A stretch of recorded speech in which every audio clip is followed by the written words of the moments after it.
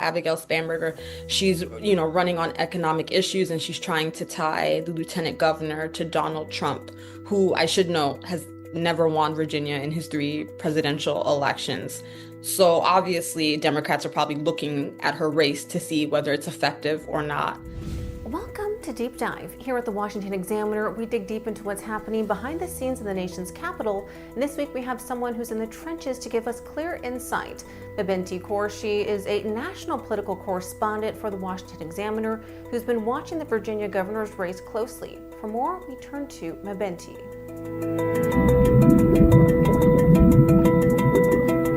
Well, Mabinty, thank you so much for joining us. And for viewers who haven't been following the race closely, can you give us a quick overview of the key players, Republican Winsome Earle-Sears and Democrat Abigail Spanberger, and what makes this particular gubernatorial race so significant nationally?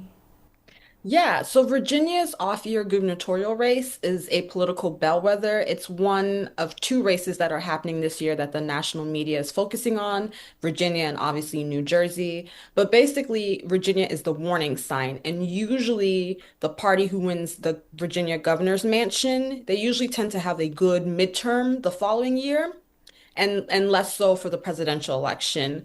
But basically, whoever wins the Virginia gubernatorial race, it will give us some early signs about how voters are feeling about the Trump administration. It'll give us some early signs about what we can expect from the 2026 midterms. And it's a big signal to both parties about what strategy worked and what strategy didn't work.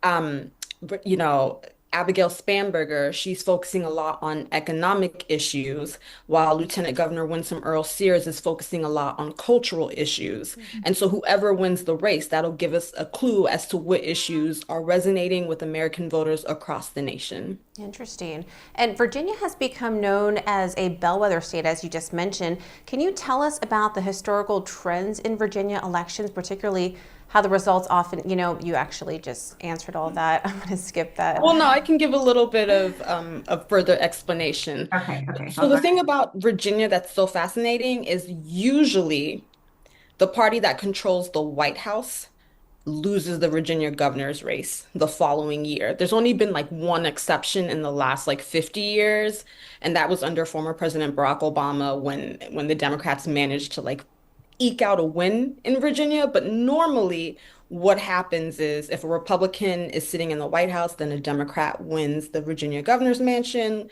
Vice versa, if a Democrat is sitting in the White House and a Republican wins the governor's mansion. For example, it was under former President Joe Biden that Republican Governor Glenn Youngkin flipped Virginia's mansion for the first time since 2009. That's why we call Virginia the bellwether race, because it usually tends to show us the backlash of how voters are feeling about the president at the White House. Interesting. And so Glenn Youngkin's victory in 2021 was seen as a major upset. In your opinion, how are the strategies employed by Earle-Sears this year similar or different from Youngkin's approach? Well, because she's his lieutenant governor, she's basically running on basically continuing his administration, basically saying that what we did over the last 4 years was good for Virginia and we're going to continue to do that. And she's also, I should know, and I should point this out, but Governor Youngkin, part of his success back in 2021 is he ran on parental rights. A lot of people were upset with former President Joe Biden and how he handled COVID and public schools. And so that sort of backlash boosted Governor Youngkin and Lieutenant Governor Winsome Earle-Sears to the governor's mansion. This time around, the lieutenant governor is again sort of trying to run on those issues. She has knocked Abigail Spanberger over and over for supporting transgender policies in public schools. And that has been a very big issue for a lot of families in Northern Virginia. There are several counties in Northern Virginia, at least five, that are, in an issue or in an entanglement with the Trump administration over their transgender policies. And so that is a big issue that the lieutenant governor is trying to run on this time around, if that makes sense. Yeah, absolutely. And Spanberger seems to be consciously avoiding some of the pitfalls that tripped up Terry McAuliffe in the last gubernatorial election. So what specific strategic choices is Spanberger making to position herself as a more moderate candidate for Virginia voters? Yeah, that's such a great question. I will say that Terry McAuliffe, not to be too presumptuous, but I do feel like he was a weak candidate and he ran on the fact that he was a former governor and that would be enough to boost him to the governor's mansion again. Abigail Spanberger has never been a governor for Virginia, and so she does not have sort of that arrogance that Terry McAuliffe might have had back in 2021. What I will say is that Abigail Spanberger, the district she used to represent Republican district and she flipped it and it was a very tight race. And it even got redistricted after the 2020 census and she again won that race. So I will say that Abigail Spanberger has a history of running in these very tight races and winning. So that is sort of helping her in her race against Lieutenant Governor Winsome Earle-Sears. And I should say that Republicans have tried to link her to the New York City mayoral candidate, Zohran Mamdani. The only thing is that Abigail Spanberger, while she was a congresswoman, she has a very public history of trashing the far left of the Democratic Party. Very vocally, or I should say, in a leaked call, very vocally trashed the defund the police movement. She wasn't a fan of that and thought it cost the party seats back during the 2022 midterms. And so I will say that Abigail Spanberger, she's, running on economic issues and she's trying to tie the lieutenant governor to Donald Trump, who I should note has never won Virginia in his three presidential elections. So obviously, Democrats are probably looking at her race to see whether it's effective or not moving See. forward. And a few of the articles mention the sign incident that targeted Earl-Sears with racist language. Can you tell us more about how this event played out and how it potentially impacted the dynamics of the race? Yes. So, as I mentioned, the lieutenant governor has been running on attacking Abigail Spanberger over transgender policies in public schools. A Democratic volunteer showed up to a meeting that the lieutenant governor was having in Arlington County and basically had this racist sign. I'm not going to repeat the language, that's not for me to do, but basically, had a sign alluding that African Americans can't drink public fountains in response to transgender policies, and the lieutenant governor is obviously a black woman. It sparked outrage. That sign goes viral. Republicans, Democrats condemn it, but it does boost the lieutenant governor because she starts to have a lot of fundraising momentum off of that sign.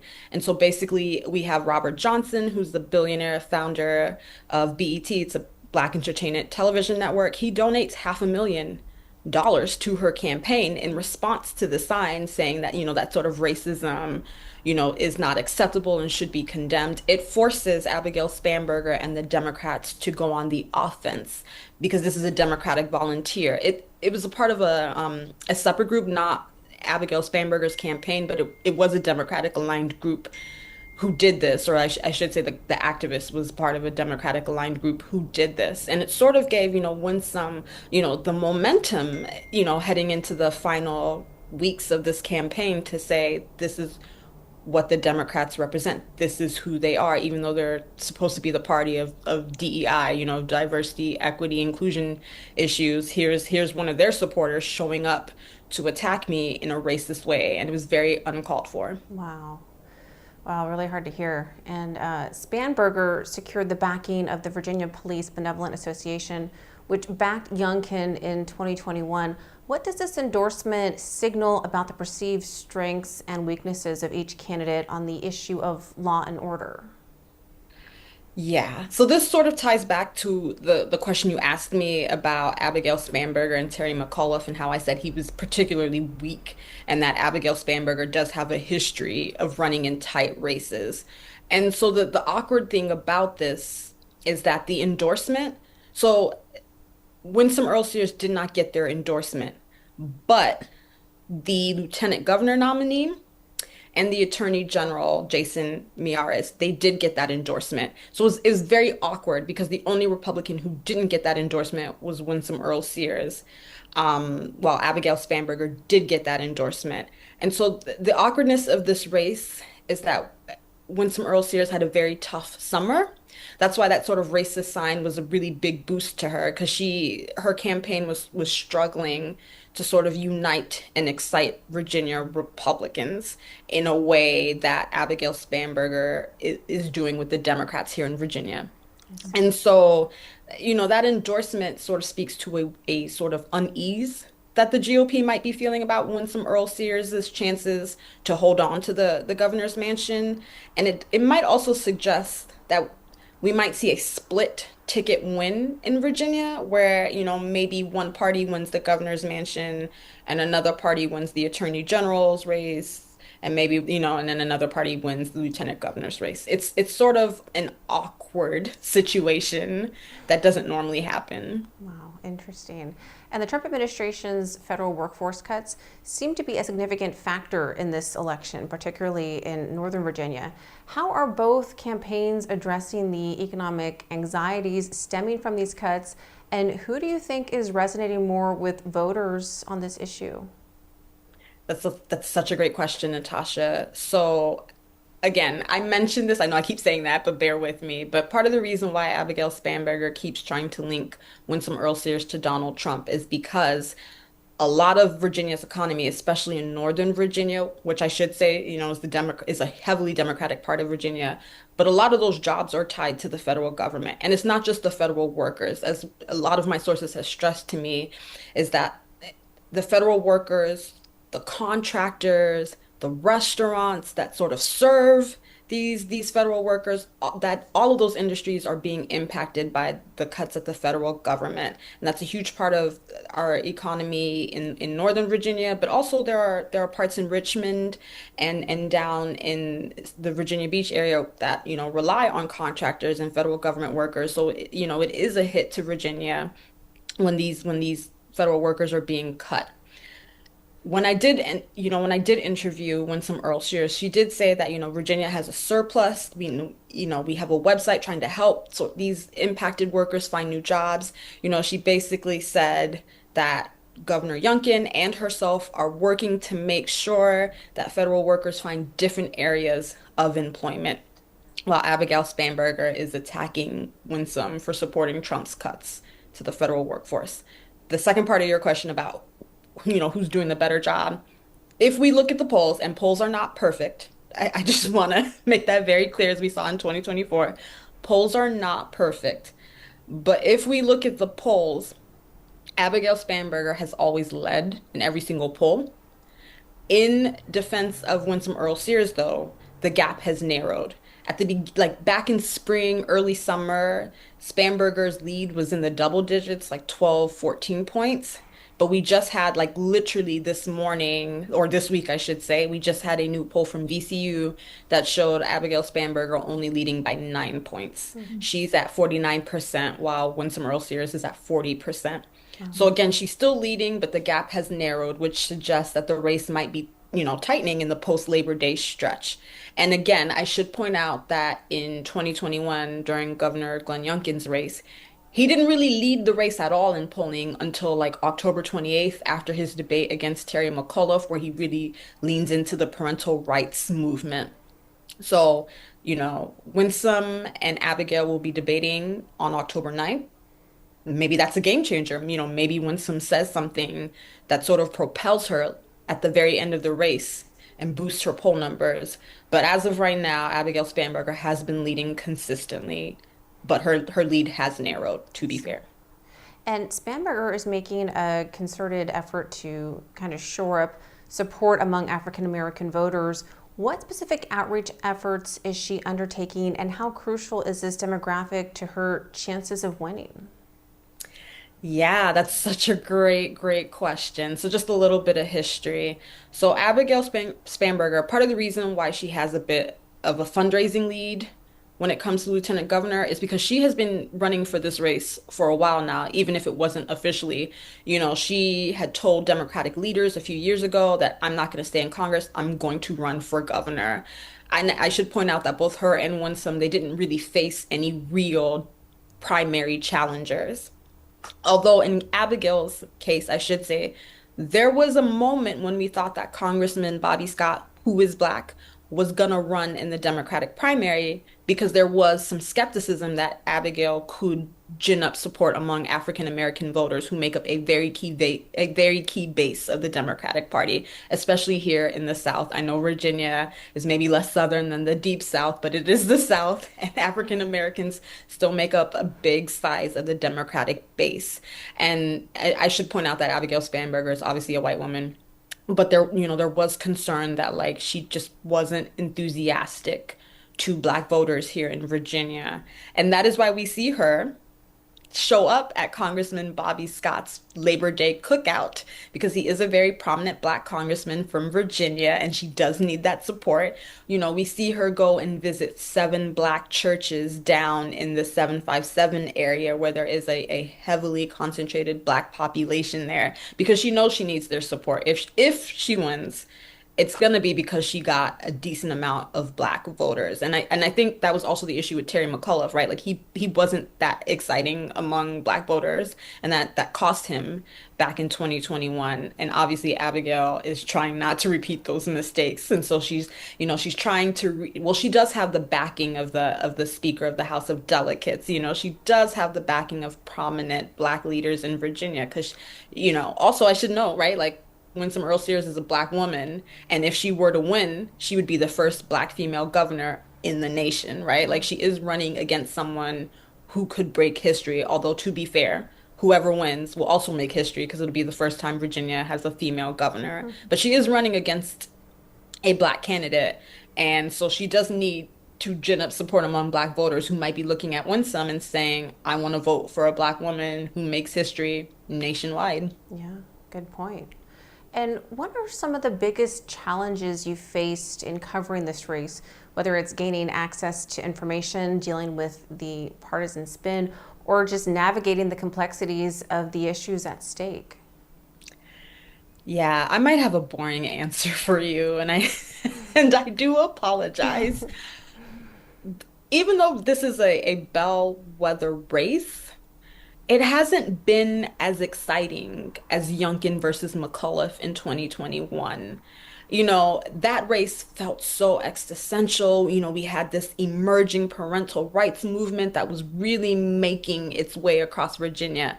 And one of the sources I was talking to mentioned this as well. It's like there's no one real key issue that we feel like is dominating this race, and whoever can win that issue, we know will win the race in November. It's sort of a weird race this time around. I feel like in the past, the governor's race has been much more interesting. Both of these women are running very, controlled races.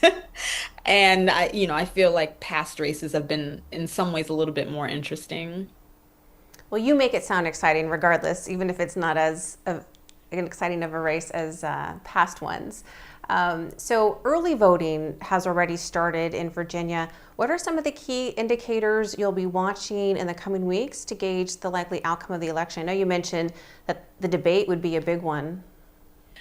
Well, okay. So the thing about early voting, right? That's to your point about the questions you've already asked me, right? Like who is voting, right? Is it Black voters? Is it women voters? Where are they voting? That's a big key, right? Because if we start to see a lot of early voting in Northern Virginia, that's a good sign for Abigail. If we start to see a lot of early voting in the southwest of Virginia, that's a good sign for Winsome Earle-Sears. And also what topics are, energizing them. If they're talking about the economy, that's probably a good sign for Abigail. But if they're talking about cultural issues, that's probably a good sign for Winsome Earle-Sears. And again, the debate is October 9th. It's after early voting has already started, right? So 40% of the bases of either person's base is already turned out. That makes it even harder to have a breakout moment that like really changes the race at the debate. So we're looking at all of these issues just to see what it tells us, before November. Yeah, well, very interesting. Mabinty, thank you so much for your insight and fair reporting on the Virginia governor's race. We look forward to more of your coverage on this topic. Thank you so much for having me. Thank you. Well, thank you so much for watching Deep Dive. Please visit us on our website for more of these investigations and feel free to send us your questions or story ideas. We hope to see you back here next week.